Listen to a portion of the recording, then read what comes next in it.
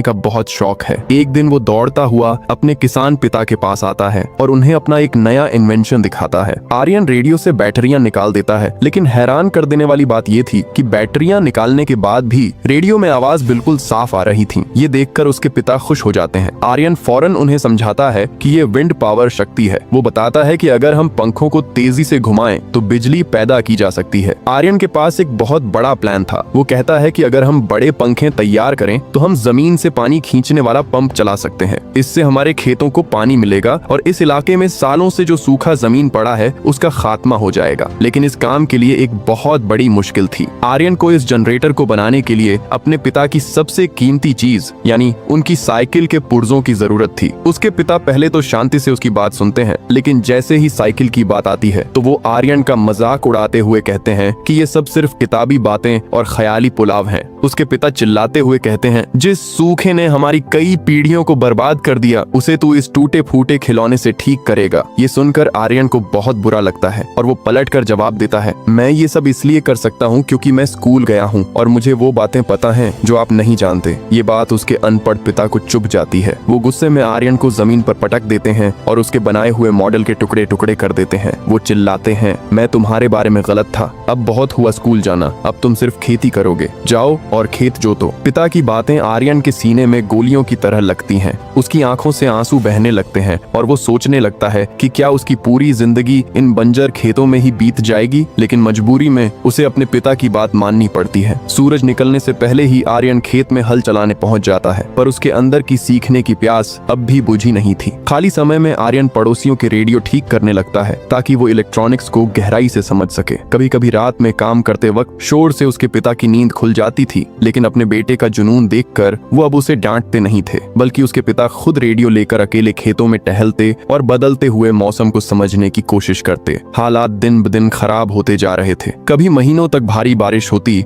तो कभी इतनी तेज धूप कि फसलें जलकर राख हो जाती। मक्के की खेती ही उनके घर की कमाई का इकलौता झरिया थी, लेकिन सूखे की वजह से पैदावार गिर गई और उनकी सारी जमा पूंजी खत्म हो गई। इतनी तंगी के बावजूद उसके पिता किसी तरह पैसों का जुगाड़ करते हैं और आर्यन की मिडिल स्कूल की पहली सेमेस्टर की फीस भर देते हैं। ये आर्यन के लिए एक बहुत बड़ा सरप्राइज था। जिन पिता ने उसे कुछ दिन पहले डांटा था, आज वही उसे स्कूल भेज रहे थे। आर्यन अपनी नई वर्दी पहनकर खुशी खुशी स्कूल की तरफ चल पड़ता है। धूप हो या बारिश, आर्यन का पढ़ाई के प्रति लगाव कम नहीं होता, लेकिन खुशियां बहुत कम समय के लिए थीं। जैसे ही स्कूल की घंटी बजती है, उसका साइंस टीचर आर्यन को किनारे ले जाता है और उसे एक सच्चाई बताता है। वो कहता है कि अगर एक हफ्ते के अंदर बाकी के $80 फीस जमा नहीं हुई तो आर्यन को स्कूल से बाहर निकाल दिया जाएगा। आर्यन की आंखों में जो चमक थी वो अब धुंधली पड़ने लगी थी। स्कूल के पहले इम्तिहान में उसके नंबर बहुत कम आए थे, लेकिन आर्यन हार मानने वालों में से नहीं था। उसने फैसला किया कि वो हर शाम स्कूल के बाद जी तोड़ मेहनत करेगा, लेकिन किस्मत यहाँ भी उसका साथ नहीं दे रही थी। ढलते सूरज की रोशनी इतनी नहीं थी कि वो पढ़ाई कर सके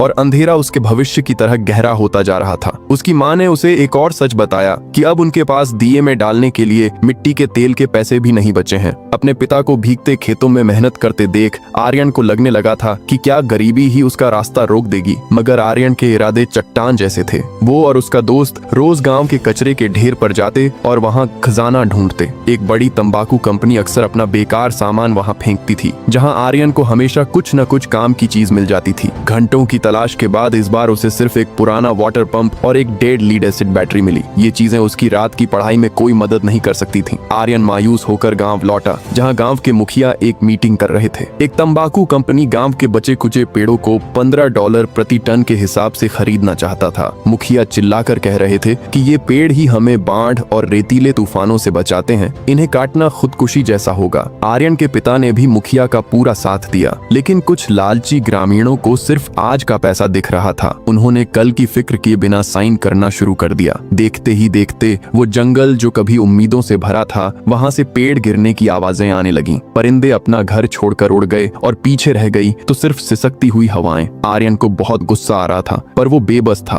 अपने दिल का बोझ हल्का करने के लिए वो अपने दोस्तों के पास गया, जहां सब रेडियो पर फुटबॉल मैच सुन रहे थे। मैच अपने चरम पर था कि तभी अचानक रेडियो बंद हो गया। सबने उम्मीद से आर्यन की तरफ देखा, क्योंकि वही गांव का रेडियो डॉक्टर था। आर्यन अंधेरे और हल्की बारिश में दौड़ता हुआ अपने घर गया। घर में पड़ी तमाम पुरानी और बेकार बैटरियां उठाई और वापस भागा। उसने उन सभी डेड बैटरियों को एक एक करके सीरीज में जोड़ा। जैसे ही उसने रेडियो चालू किया, कमेंट्री फिर से गूंज उठी। उस समय आर्यन उन सब बच्चों की नजर में एक हीरो बन गया था। मैच खत्म होने के बाद जब वो भारी बारिश में घर लौट रहा था तो अचानक उसकी नजर अपनी बहन पर पड़ी। वो उसी साइंस टीचर के साथ डेट पर थी जिसने आर्यन को स्कूल से निकालने की धमकी दी थी। उनके पिछड़े गांव में यह एक बहुत बड़ी बदनामी की बात थी। आर्यन को लगा कि इससे न केवल उसकी बहन का मजाक उड़ेगा बल्कि पूरे खानदान की इज्जत मिट्टी में मिल जाएगी। आर्यन ने तय किया कि वो उस टीचर को सबक सिखाएगा। अगले दिन उसने और उसके दोस्त ने टीचर की साइकिल का टायर पंक्चर करने का प्लान बनाया, लेकिन जैसे ही वो आगे बढ़ा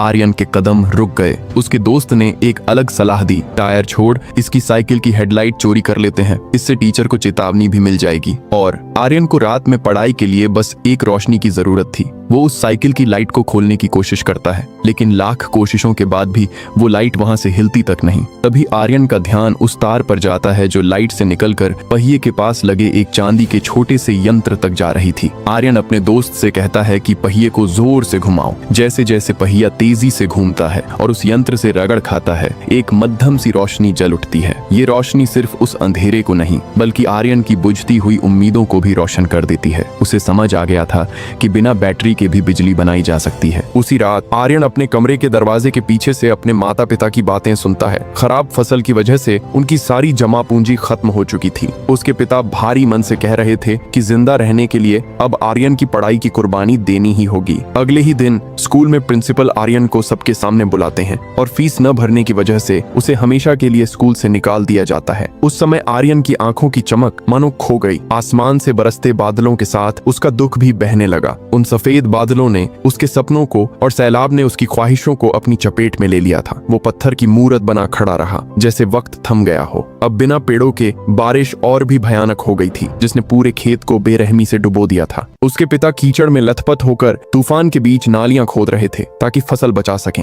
लेकिन कुदरत के कहर के आगे इंसान की मेहनत बेबस थी। बारिश रुकी तो सही, लेकिन अब उसकी जगह ली तपते हुए सूरज ने। महीनों की झुलसा देने वाली गर्मी ने मक्के के नए पौधों को बेजान कर दिया। हालात बेकाबू हो रहे थे। आर्यन के पिता अपनी साइकिल उठाकर मीलों दूर अपने एक दोस्त के पास जाते हैं जो सरकार के लिए काम करता था, लेकिन वहां से भी उन्हें सिर्फ मायूसी मिली। उसके दोस्त ने चेतावनी दी कि पूरे देश में भयानक अकाल पड़ने वाला है, अपनी तैयारी कर लो। गांव का मुखिया राष्ट्रपति से मदद मांगने का वादा तो करता है, लेकिन आर्यन को पता था कि सरकार के भरोसे बैठने से कुछ नहीं होगा। वो अपनी किस्मत खुद लिखने का फैसला करता है। वो अपना पूरा दिन उसी कचरे के ढेर में खजाना ढूंढने में बिताने लगा। तभी एक पुरानी कार की बैटरी देखकर उसे एक आइडिया आया। उसने सोचा कि अगर वो सारी डेड बैटरियों को एक साथ जोड़ दे तो एक पावरफुल बैटरी बन सकती है। अगर इसे उस वाटर पंप से जोड़ दिया जाए तो जमीन से पानी निकालकर खेतों की सिंचाई की जा सकती है। लेकिन इस बैटरी को लगातार चार्ज करने के लिए बिजली कहां से आएगी? अब यही आर्यन के लिए सबसे बड़ी चुनौती थी।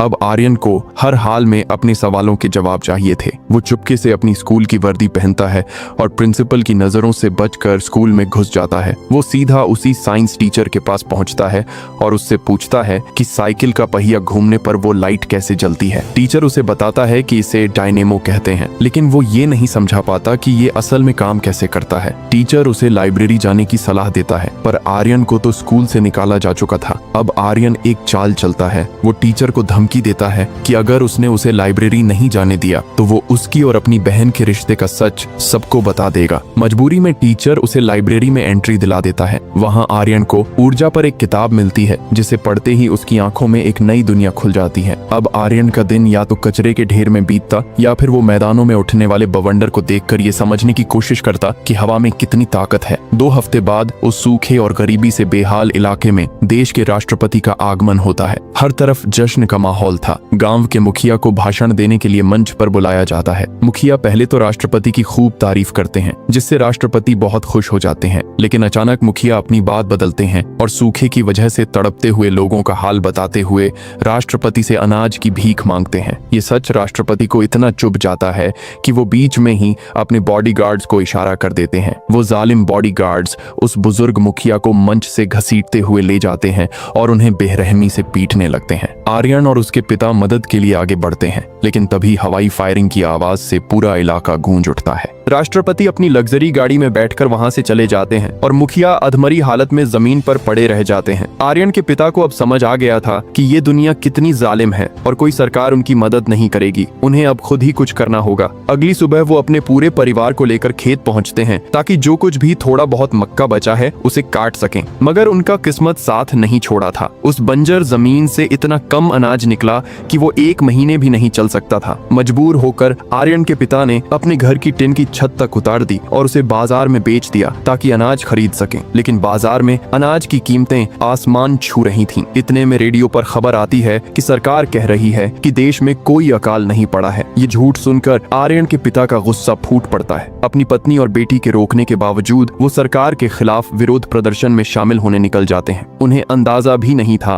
कि उनका ये फैसला उन पर कितना भारी पड़ने वाला है। पिता के जाने के बाद आर्यन सीधा स्कूल की लाइब्रेरी में जाता है और लाइब्रेरियन को अपना बड़ा प्लान बताता है। वो कहता है, अगर मैं पवन चक्की से बैटरी चार्ज कर सकूं तो मैं वाटर पंप चलाकर जमीन से पानी निकाल सकता हूं। इससे हमारे गांव का सूखा हमेशा के लिए खत्म हो जाएगा। आर्यन का प्लान तो तैयार था, लेकिन उसके पास वो डायनेमो नहीं था जो साइंस टीचर की साइकिल में लगा था। लाइब्रेरियन आर्यन की हिम्मत देखकर दंग रह गई और उसने आर्यन को टीचर को ढूंढने के लिए कहा। पर वो दोनों नहीं जानते थे कि टीचर ने तो स्कूल छोड़ दिया है और वो आर्यन की बहन को अपने साथ भाग जाने के लिए मना रहा है। आर्यन की बहन साफ इनकार कर देती है। इधर आर्यन अपने सारे नक्शे और कागज लेकर टीचर को ढूंढने निकलता है। तभी उसका सामना खड़ूस प्रिंसिपल से हो जाता है। आर्यन डर से एक डेस्क के पीछे छिप जाता है, पर प्रिंसिपल की बाज जैसी नजरें उसे पकड़ लेती हैं। प्रिंसिपल आर्यन पर बुरी तरह बरसता है और कहता है, तुम दूसरे छात्रों की शिक्षा और टीचरों का ज्ञान चुरा रहे हो। तुम यहाँ से निकाले जा चुके हो और अब तुम इस शहर के किसी भी स्कूल में कभी कदम नहीं रख सकोगे। अपना बोरिया बिस्तर उठाओ और दफा हो जाओ। आर्यन गिड़गिड़ाता रहा, रोता रहा, लेकिन पत्थर दिल प्रिंसिपल ने उसे धक्के मारकर बाहर निकाल दिया। लाइब्रेरियन ने भी आर्यन की पैरवी की, पर सब बेकार गया। आर्यन उस तपती हुई बंजर जमीन पर अकेला खड़ा था। धूल भरे बवंडर में उसके बड़े सपने धुंधले होते जा रहे थे। कड़कड़ाती धूप भी उसके जम चुके दिल को गर्माहट नहीं दे पा रही थी। तभी उसकी माँ का साया उसके पीछे आता है, जो इस अंधेरे वक्त में उसकी आखिरी उम्मीद थी। आवाम के बढ़ते दबाव को देख सरकार आखिरकार अनाज 2 ट्रक गांव भेजती है। पूरा गांव पागलों की तरह अनाज खरीदने के लिए दौड़ पड़ता है। आर्यन की मां घर में बचे आखिरी कुछ पैसे आर्यन को देती है और उसे पिता की साइकिल पर अनाज लेने भेजती है। लेकिन जब आर्यन वहां पहुंचता है तो पहला ट्रक पहले ही खाली हो चुका था। बाकी बचे लोग भूखे भेड़ियों की तरह दूसरे ट्रक पर टूट पड़ते हैं। नजारा इतना खौफनाक था कि हर कोई एक दूसरे को कुचलने पर उतारू था। आर्यन अपने छोटे कद का फायदा उठाकर किसी तरह ट्रक तक पहुंच जाता है और 15 किलो मक्का खरीद लेता है। लेकिन बाहर का नजारा देखकर उसकी रूह कांप जाती है। बाहर खड़े लोग अनाज के लिए ज़ॉम्बी बन चुके थे।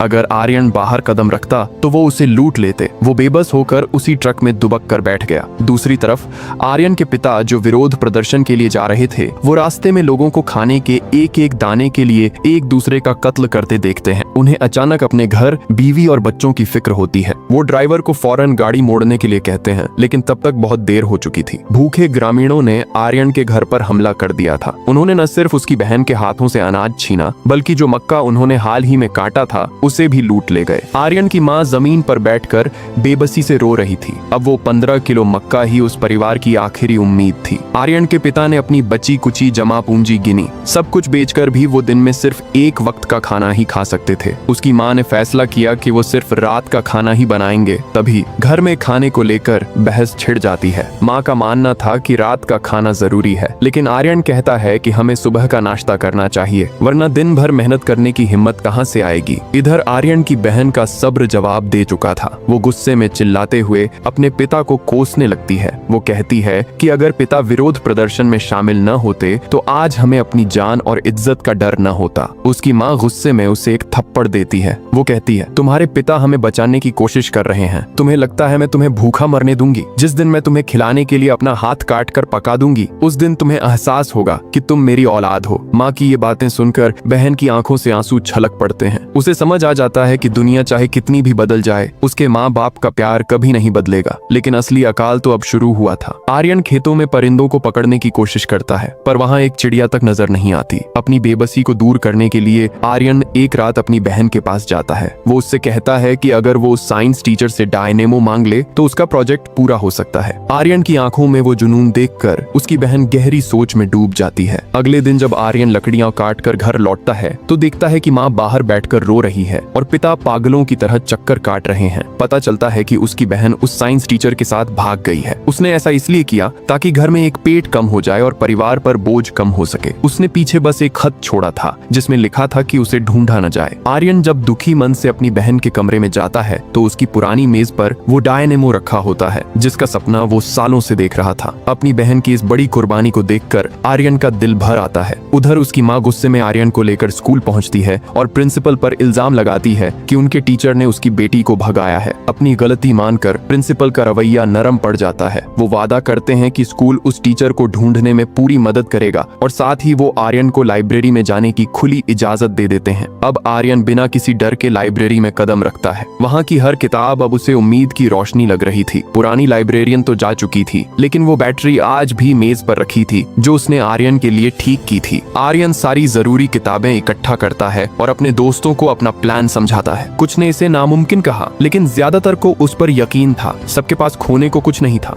इसीलिए सब काम में जुट गए। कोई पंखियाओं बना रहा था, कोई तांबे के तार साफ कर रहा था और आर्यन सर्किट जोड़ रहा था। सबकी मेहनत रंग लाई और एक छोटी सी पवन चक्की उनके सामने खड़ी थी। जैसे ही उन्होंने दरवाजा खोला तेज हवाएं अंदर आईं और वो पंखा घूमने लगा। जैसे जैसे पंखा तेज हुआ पास रखा रेडियो बज उठा। सब खुशी से नाचने लगे लेकिन सिर्फ आर्यन जानता था कि अभी मंजिल बहुत दूर है। फिर भी उसके दोस्तों में अब एक नई जान आ गई थी। अब आर्यन और उसके दोस्त दिन रात उस कचरे के ढेर में जरूरी सामान तलाश रहे थे। सूरज ढलने तक वो ढेर सारा सामान लेकर लौटते लेकिन एक बहुत बड़ी कमी थी। उनके पास वो गियर नहीं था जिससे बड़ी पवन चक्की चल सके और वो गियर सिर्फ एक ही चीज से मिल सकता था, उसके पिता की इकलौती और सबसे कीमती साइकिल से। आर्यन हिम्मत जुटाकर अपने पिता को अपना छोटा सा आविष्कार दिखाता है और अपना बड़ा प्लान बताता है। लेकिन जैसे ही उसके पिता साइकिल तोड़ने की बात सुनते हैं वो गुस्से में आपा खो देते हैं। वो आर्यन की महीनों की मेहनत और उसके मॉडल को आग के हवाले कर देते हैं। ये देखकर आर्यन के दोस्त भी टूट जाते हैं और अकाल से बचने के लिए गांव छोड़कर भागने की तैयारी करने लगते हैं। लेकिन पूरे देश में अनाज की किल्लत थी, वो जाते भी तो कहां। आखिर में आर्यन के उकसाने पर वो सब तय करते हैं कि वो आर्यन के पिता से जबरदस्ती साइकिल छीन लेंगे। सब एक साथ पिता को घेर लेते हैं लेकिन जैसे ही उसके पिता अपना हल हवा में उठाते हैं सब डर से भाग जाते हैं। वहां रह जाता है तो सिर्फ आर्यन जो बेबसी से अपने पिता को देख रहा था। धूप जमीन को भून रही थी और उड़ती हुई धूल जिंदगी की कड़वी हकीकत बयां कर रही थी। जिस रास्ते से बच्चे कभी हंसते हुए स्कूल जाते थे आज वहां ताजा कब्रें बनी हुई थीं। यहाँ तक कि आर्यन का वफादार कुत्ता भी भूख की वजह से दम तोड़ देता है। आर्यन के दिल में अब सिर्फ सन्नाटा और मायूसी थी। अपने बेटे को इस हाल में देख आर्यन की माँ का सब्र टूट जाता है। वो अपने पति पर बुरी तरह चिल्लाती है और अपनी सारी भड़ास निकाल देती है। उसकी बातों ने उस अड़ियल इंसान के अंदर सोए हुए पिता को जगा दिया। उसे एहसास हुआ कि आसमान से खुशियां नहीं बरसेंगी, अपनी तकदीर खुद ही बदलनी होगी। पिता साइकिल चलाकर आर्यन के पास पहुंचते हैं। वो अपनी नादानी और जिद के लिए उससे माफी मांगते हैं लेकिन आर्यन कहता है कि उसने कभी उन्हें गलत नहीं समझा क्योंकि उनकी मेहनत की वजह से ही वो स्कूल देख पाया था। दोनों की आंखों में आंसू थे और बरसों की दूरियां मिट चुकी थीं। पिता और बेटा मिलकर उस साइकिल के एक एक पुर्जे को अलग करने लगते हैं। अब पूरा गांव एक साथ आ चुका था। आर्यन काम में जुट गया। पिता ने पवन चक्की का ढांचा बनाने के लिए लकड़ी काटी और देखते ही देखते गांव वालों की मदद से एक विशाल टावर खड़ा हो गया। सबने मिलकर उस भारी ढांचे को रस्सी से ऊपर खींचा। गहरी बोरिंग में पाइप डाला गया और ऊपर वो पवन चक्की फिट कर दी गई। आर्यन ने कांपते हाथों से बिजली के तारों को जोड़ा और पंखों को बांधने वाली रस्सी खोल दी। जैसे ही हवा के झोंके ने उन पंखों को छुआ वो तेजी से घूमने लगे। वो महज पंखे नहीं थे, वो पूरे गांव की उम्मीदें थीं जो हवा में लहरा रही थीं। डायनेमो की रगड़ से बिजली पैदा हुई और तार के जरिए नीचे लगे वाटर पंप तक पहुंची। गांव वाले खंदक और नालियां खोद कर इंतजार कर रहे थे। तभी एक ऐसी आवाज सुनाई दी जिसने सबकी धड़कनें रोक दी। पाइप से पानी का पहला फव्वारा बाहर निकला। बंजर जमीन पर पानी की वो बूंदें गिरते ही पिता ने आर्यन को गले लगा लिया। उनकी आंखों के आंसू अब खुशी के थे। आर्यन ने साबित कर दिया था कि अगर इरादा पक्का हो तो हवा के झोंकों से भी जिंदगी बदली जा सकती है। पानी की वो फुहारें सिर्फ बंजर जमीन को ही नहीं भिगो रही थीं, बल्कि लोगों की मरती हुई उम्मीदों को फिर से जिंदा कर रही थीं। आर्यन के पिता की बूढ़ी आंखों में अपने बेटे के लिए वो गर्व साफ दिख रहा था जिसे शब्दों में बयान नहीं किया जा सकता। देखते ही देखते वक्त बदला, मौसम बदला और उन वीरान खेतों में फिर से हरियाली की लहर दौड़ गई। जहाँ कभी सिर्फ धूल उड़ती थी अब वहाँ मक्के की नई फसलें लहलहा रही थीं। आर्यन के इस एक आविष्कार ने न केवल उसे मौत के मुंह से बाहर निकाला बल्कि उसे शहर के सबसे बेहतरीन हाई स्कूल में फुल स्कॉलरशिप के साथ दाखिला भी दिलवाया। आर्यन की मेहनत यहाँ नहीं रुकी। उसने अमेरिका के डार्टमाउथ कॉलेज से एनवायरमेंटल साइंस में डिग्री हासिल की। तो ये था इस फिल्म की कहानी। अगर आपको ये एक्सप्लेनेशन पसंद आई हो तो वीडियो को लाइक करना और चैनल को सब्सक्राइब करना मत भूलना। बेल आइकन भी दबा देना ताकि अगली धमाकेदार मूवी की अपडेट आपसे मिस न हो जाए। मिलते हैं आपसे अगली वीडियो में, तब तक के लिए गुड बाय।